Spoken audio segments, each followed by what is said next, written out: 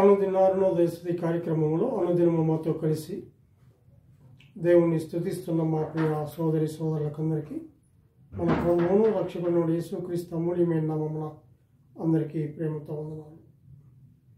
ఉదయకాల మన ధ్యానాంశము రిక్తుడైన క్రీస్తు.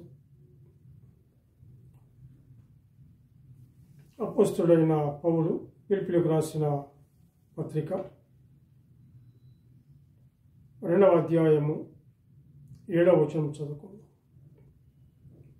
మనుషుల పోలికగా పుట్టి దాసుని స్వరూపమును ధరించుకొని తనను తానే రిక్తుడిగా చేసుకొని అనుదినారుణోదయ కార్యక్రమంలో ప్రతి దినము కూడా ఇలాగ కలిసి దేవాతి దేవుణ్ణి స్తుతించి గణపరిచే భాగ్యాన్ని దేవాతి దేవుడు మనకు అనుగ్రహించాడు. దినమును సమయమును చూడక ఎంతోమంది లోకాన్ని విడిచిపెట్టి వెళ్ళిపోయారు. నన్ను ఇంకా సజీవులకు ఉంచాడంటే ఆయన కృప. కాబట్టి ఆయన ఎంతగానైనా మనము స్తుతించవలసిన వారంగా మనం ఉంటున్నాం. చదివిన లేఖన భాగంలో తన్ను తానే రిక్తుడిగా చేసుకొనెను అనగా సమస్తమును కోల్పోయిన వాడుగా ఉన్నాడు. పరిశుద్ధుడు, నిర్దోషి, నిష్కల్మషుడైనటువంటి ఆయన పాపులలో చేరక ప్రత్యేకంగా ఉన్నటువంటి ఆయన ఏ పాపము చేయనివాడు, పాపము చూడనివాడు. అటువంటి ఆయన పాపుల నిమిత్తమై పరమ నుండి భూలోకానికి మానవునిగా వచ్చి మధ్యవర్తిగా వచ్చి తన్ను తాను రిక్తునిగా చేసుకున్నాడు. సమస్తమును కోల్పోయినటువంటి ఆ దేవాతి దేవుణ్ణి స్తుతించవలసిన వారంగా మనం ఉంటున్నాం.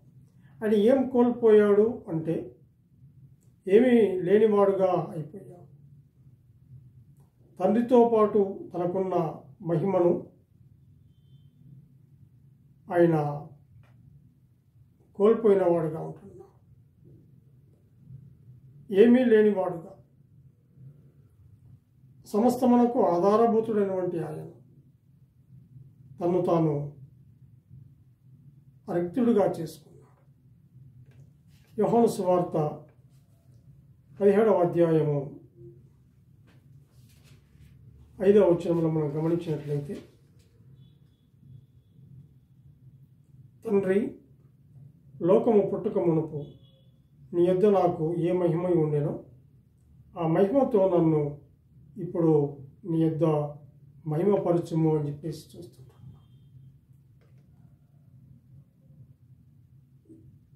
ఏమీ లేనివాడుగా అయిపోయా.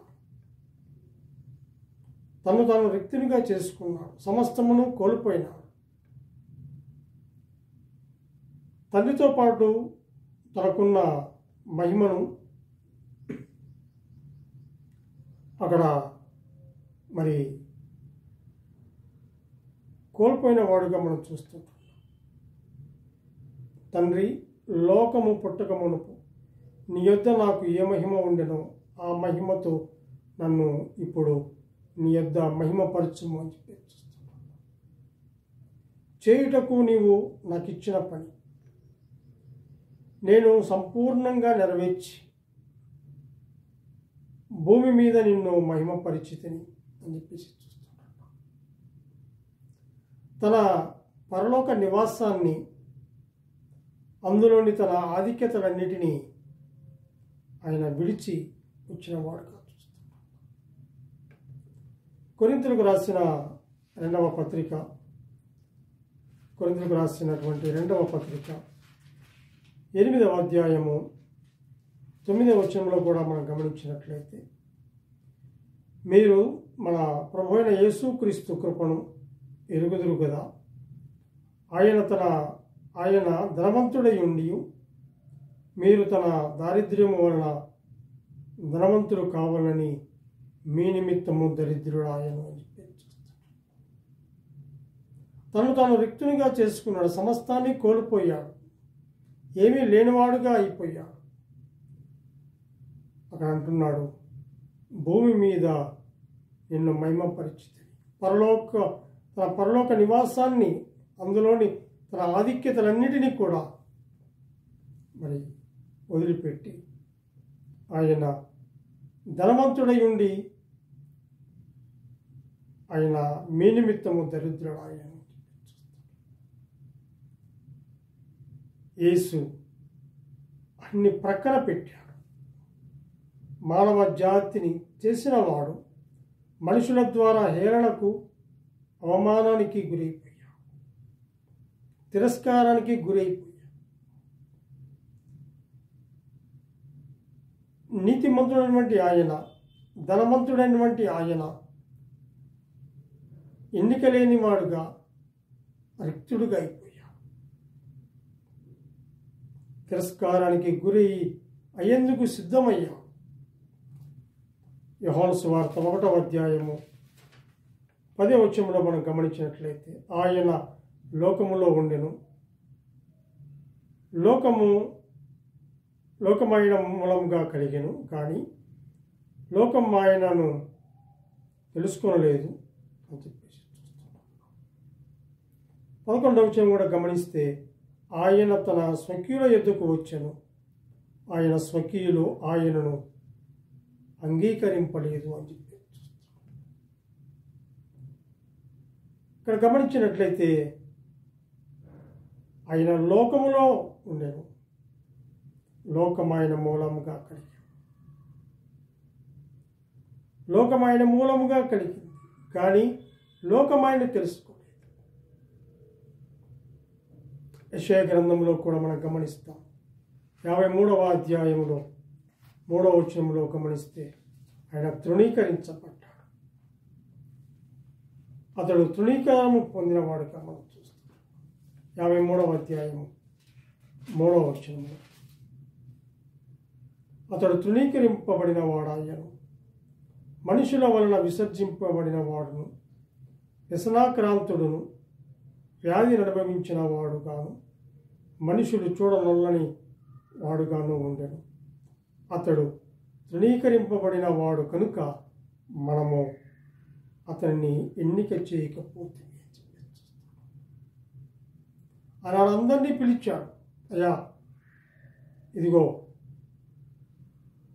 మీ నిమిత్తమై నేను ఈ లోకానికి వచ్చాను, మిమ్మల్ని నేను బాగు చేయడం కోసమై, మీ పాపములు కడిగివేటి కొరకై నేను పరలోకము నుండి నేను వచ్చాను.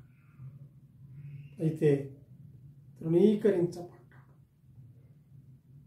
మనుషుల వలన విసర్జించబడ్డాడు, వ్యసనాక్రాంతుడిగా వ్యాధిని అనుభవించిన వాడుగా అయిపోయాడు.